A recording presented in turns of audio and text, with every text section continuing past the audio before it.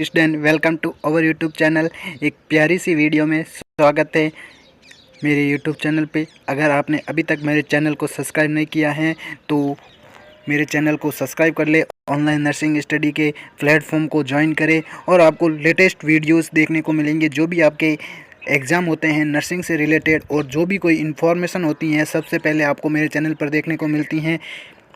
अपन discuss करेंगे top 10 important GK के बारे में या करंट अफेयर्स के बारे में, जो आपके डीएसएसबी नर्सिंग ऑफिसर के एग्ज़ाम में काफ़ी हेल्पफुल रहेंगे। इंपॉर्टेंट पॉइंट्स की अपन बात करेंगे या अपन बोल सकते हैं करंट अफेयर्स के इंपॉर्टेंट क्वेश्चंस के बारे में अपन बात करेंगे जो हाल ही में हुए हैं। करंट अफेयर्स उसको बोलते हैं जो हाल ही में होते हैं, मतलब अभी अभी जो काम हुए हैं या कुछ भी घटनाएँ हुई हैं उसके बारे में अपन। अपना फर्स्ट पॉइंट है, प्रेसिडेंट द्रौपदी मुर्मू जी ने अपॉइंटमेंट गवर्नर्स टू 9 स्टेट्स, जो 9 स्टेट के राज्यपाल को अपॉइंट किया है, एंड द लेफ्टिनेंट उप राज्यपाल गवर्नर्स ऑफ पांडिचेरी, पांडिचेरी के उप राज्यपाल की नियुक्ति और 9 राज्यों के राज्यपाल की नियुक्ति द्रौपदी मुर्मू जी ने, जो अपने प्रेसिडेंट हैं, उन्होंने की है। 28 जुलाई 2024 को डेट याद रखना। और किसने किया था? द्रौपदी मुर्मू जी ने, जो प्रेसिडेंट हैं, उन्होंने क्या किया? 9 राज्य के राज्यपाल की नियुक्ति की और पांडिचेरी के उप राज्यपाल लेफ्टिनेंट गवर्नर की नियुक्ति की। इंपॉर्टेंट पॉइंट बनता है जो हाल ही में हुआ था 28 जुलाई 2024 को। आगे बात करते हैं अपन, the central reserve police force celebrated its rising day. 27 जुलाई को central reserve police force CRPF celebrated its rising day, अपने राइजिंग डे को सेंट्रल रिजर्व पुलिस फोर्स, अपन बोल सकते हैं शॉर्ट फॉर्म में CRPF celebrated its rising day, अपनी राइजिंग डे को सेलिब्रेट किया था। कितनी डेट को? कौन सी डेट को? जुलाई 27 2024, याद रखना। 27 जुलाई को सीआरपीएफ ने सेलिब्रेट किया था अपना राइजिंग डे। इंपॉर्टेंट पॉइंट बनता है सीआरपीएफ के अकॉर्डिंग। आगे इंपॉर्टेंट पॉइंट है, the Israeli parliament passed a bill to label UNRWA as a terrorist organisation. कब हुआ था ये? 26 जुलाई 2024 को द इसराइली पार्लियामेंट, जो भी इसराइली पार्लियामेंट है, इसराइली पार्लियामेंट है, passed a bill to label कौन सा है? UNRWA, यूनरवा अपन बोल सकते हैं, यूनरवा एज ए टेररिस्ट ऑर्गेनाइजेशन। ये टेररिस्ट ऑर्गेनाइजेशन है। ये कब हुआ था? 26 जुलाई 2024 को। कौन सी पार्लियामेंट ने किया था? इसराइली पार्लियामेंट ने एक बिल पास किया था, उसका लेबल है यूनरवा, याद रखना। इंपॉर्टेंट पॉइंट बनता है। आगे इंपॉर्टेंट पॉइंट है, the IOC selected Salt Lake City, the IOC selected Salt Lake City और Utah as the host city for the 2034 winter Olympics and para Olympics. The IOC selected Salt Lake City, IOC ने select किया है Salt Lake City and Utah as the host city of for the 2034 winter Olympics and para Olympics. जो आपकी यूथा है और बोल सकते हैं IOC ने सेलेक्ट की है लेक सिटी, और इसकी होस्ट कौन है? किसकी है होस्ट? ओलंपिक्स और पैरा ओलंपिक्स है, जो आपके 2034 विंटर में होंगे। ओलंपिक्स और पैरा ओलंपिक्स की होस्ट कौन होगी? यूथा। जो कब ऑर्गेनाइज हुआ था? 25 जुलाई को इसका डिस्कशन हुआ था, 25 जुलाई को, याद रखना। इसकी डेट नहीं पूछी जाएगी लेकिन ये पूछा जा सकता है, the IOC selected Salt Lake City. IOC को क्या नाम दिया गया है? साल्ट लेक सिटी में उसको सेलेक्ट किया गया है IOC को, और Utah as the host city for the 2034 winter Olympics and para Olympics. जो भी आपके 2034 में winter Olympics and para Olympics होंगे उसकी होस्ट किसको, कौन सी सिटी को बनाया गया है? यूथा को, याद रखना। ओलंपिक्स से रिलेटेड क्वेश्चंस आ सकते हैं, याद रखना। India hosted a meeting of the World Heritage Committee for the first time. India hosted a meeting of the World Heritage Committee for the first time. First time India ने host किया एक meeting जो world heritage committee के लिए है। कब host हुई थी? 24 जुलाई 2024 को याद रखना, India hosted a meeting of the world heritage committee for the first time. पहली बार इंडिया ने होस्ट किया, क्या होस्ट किया, एक वर्ल्ड हेरिटेज कमेटी में जो भी उसकी मीटिंग हुई उसको इंडिया ने होस्ट किया था। अपनी इंडिया में हुआ था 24 जुलाई को।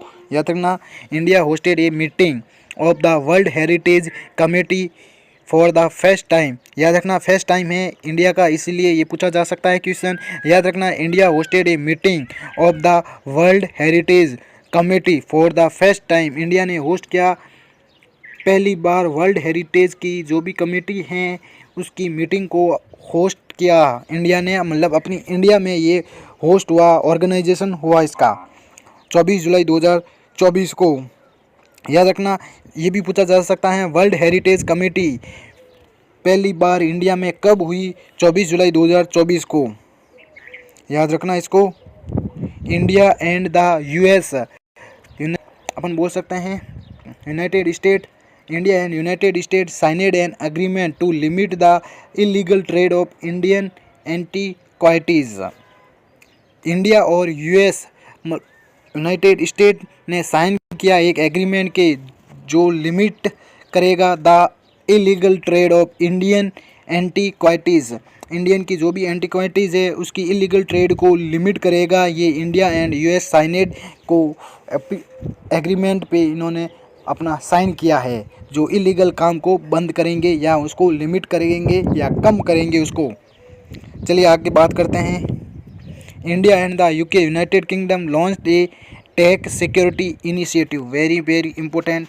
India and UK United Kingdom launched India and United Kingdom ने एक लॉन्च किया है, एक टेक सिक्योरिटी इनिशिएटिव को लॉन्च किया। याद रखना, किसने लॉन्च किया है, किसको लॉन्च किया है, टेक सिक्योरिटी इनिशिएटिव को लॉन्च किया है किसने मिलकर किया है, इंडिया एंड द यूके। अपन बोल सकते हैं यूनाइटेड किंगडम और इंडिया ने एक टैक्स सिक्योरिटी इनिशिएटिव को लॉन्च किया है, ये भी बोल सकते हैं। ये भी ऐसा पूछा जा सकता है इंडिया एंड यूके ने मिलके क्या लॉन्च किया है, एक टैक्स सिक्योरिटी इनिशिएटिव को लॉन्च किया है। याद रखना,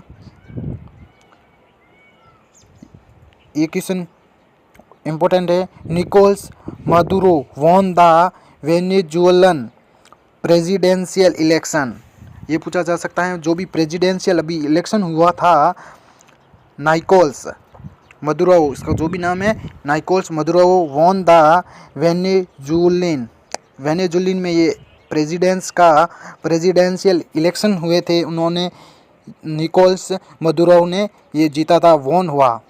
Nicholas Maduro won the Venezuelan presidential election. याद रखना इनका नाम और कहाँ पे हुआ था, वेनेजुएल प्रेसिडेंशियल इलेक्शन हुए थे।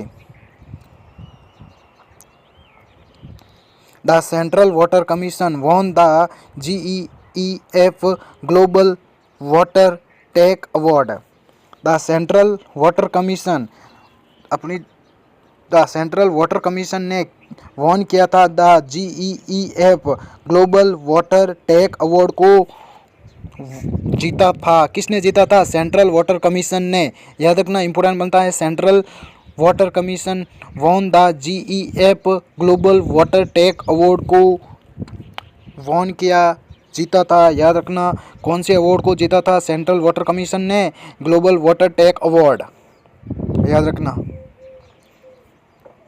Manika Batra become the first Indian tennis player to reach the last 16 in the Olympics. अपन बोल सकते हैं मोनिका बत्रा, इंपॉर्टेंट याद रखना है, आपके जो भी स्पोर्ट्स के क्वेश्चंस बनते हैं इंपॉर्टेंट हैं, जो भी ओलंपिक्स, पैरा ओलंपिक्स और जो भी आपके क्रिकेट से रिलेटेड है, फुटबॉल से रिलेटेड है, सारे के सारे उनकी जो भी उनमें जो भी जीता हुआ है, उनमें जो भी फर्स्ट रैंक पे रहा है, जैसे अपन बोल सकते हैं मैन ऑफ द मैच किस में कौन रहा, उसको भी याद रखना, पूछा जा सकता है। Monika Batra become the first Indian tennis. याद रखना, मोनिका बत्रा क्या हैं, the first Indian tennis player to reach the last 16 in the Olympics. जो क्या किया था, अपने 16 ओलंपिक्स हुए थे, उन्होंने उनकी अपनी रीच बढ़ाई थी या जीता था। फर्स्ट इंडियन टेनिस, याद रखना, फर्स्ट इंडियन टेनिस कौन है, Monika Batra become the first Indian tennis player to reach the last 16 in the Olympics. आगे बात करते हैं। The defence ministry and NSE signed a MoU to increase access to the capital market of MSMES। याद रखना, the defence ministry जो अपनी defence ministry है and NSE, एक दोनों भी मिनिस्ट्री है, NSE और डिफेंस मिनिस्ट्री ने एक साइन किया था मऊ के एग्रीमेंट पे साइन किया था, जो क्या इंक्रीज करेगा, increase to access the capital market of MSMES। जो भी मैसमेस का मार्केट है, कैपिटल मार्केट है, उसको क्या करेगा, इंक्रीज करेगा, उसकी पावर को या उसके जो भी एक्सेस को इंक्रीज करेगा। जिस पे किसने साइन किया था, the defence ministry and NSE signed a MoU. याद रखना किस पे साइन किया था, Mau.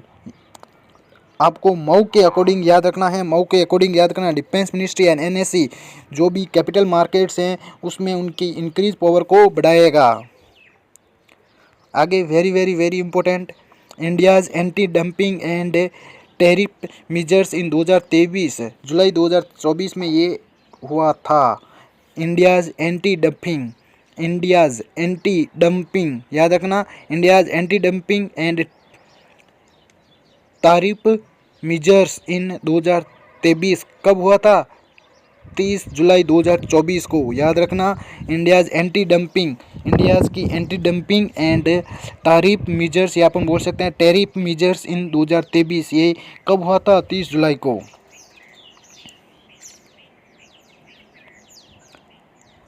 Tigers die in India during the past few years, जो भी आपके ये न्यूज़ आई थी 30 जुलाई को, tigers die in India during the past few years, आपके पिछले 5 ईयर से इंडिया में टाइगर्स कितने डाई हुए हैं, 628 अपने इंडिया में टाइगर्स की मौत हुई, डेथ हुई। याद रखना, ये 30 जुलाई की हाल ही की रिपोर्ट है। इसमें क्या बताया गया है, टाइगर्स की जो भी पास्ट 5 ईयर्स में, या पहले बोल सकते हैं पहले के 5 ईयर्स में अपने इंडिया में टाइगर्स की कितने % डेथ हुई, या अपन बोल सकते हैं नंबर पूछा जा सकता है आपसे, कितने नंबर पे टाइगर्स की डेथ हुई। 628 टाइगर्स की डेथ हुई अपने इंडिया में। याद रखना, 628 tigers die in India during the past few years. आपसे ऐसे पूछा जा सकता है, पास्ट 5 ईयर में इंडिया में कितने टाइगर्स की डेथ हुई, 628, इसकी नंबरिंग याद रखना। आगे और लास्ट अपना इम्पोर्टेंट पॉइंट है, department of atomic energy inaugurated 1 day 1 subscription. Department of atomic energy जो भी आपकी डिपार्टमेंट ऑफ एटॉमिक एनर्जी है, उन्होंने इनॉग्रेटेड किया 1 day 1 सब्सक्रिप्शन, ये 30 जुलाई को किया गया है। याद रखना, department of atomic energy inaugurated 1 day 1 subscription को इनॉग्रेटेड किया है। किसने इनॉग्रेटेड किया है, जो भी आपके एटॉमिक एनर्जी के डिपार्टमेंट हैं, इन्होंने इनॉग्रेटेड किया 1 day 1 सब्सक्रिप्शन 30 जुलाई को। याद रखना, ये पूछा जा सकता है 1 day 1 सब्सक्रिप्शन किसने इनॉग्रेटेड किया है, डिपार्टमेंट ऑफ एटॉमिक एनर्जी ने। इसकी डेट बहुत ही कम रेयर चांसेस में पूछी जा सकती है, लेकिन ये पूछा जा सकता है डिपार्टमेंट कौन सा था जो 1 day 1 सब्सक्रिप्शन को इनॉग्रेटेड किया, डिपार्टमेंट ऑफ एटॉमिक एनर्जी। अगर आपको मेरा वीडियो अच्छा लगता है, तो मेरा कंटेंट अच्छा लगता है, तो प्लीज़ इसको शेयर करना अपने दोस्तों के साथ में, क्योंकि उनके लिए भी ये हेल्पफुल रहेगा। वीडियो सभी के लिए हेल्पफुल रहेगा, जो भी करंट अफेयर्स के हैं। हर एग्ज़ाम में ये इम्पोर्टेंट मिलेगा आपको। आपके जो भी अभी DSSB के एग्ज़ाम होंगे, उसमें आपके लिए काफ़ी हेल्पफुल रहेंगे।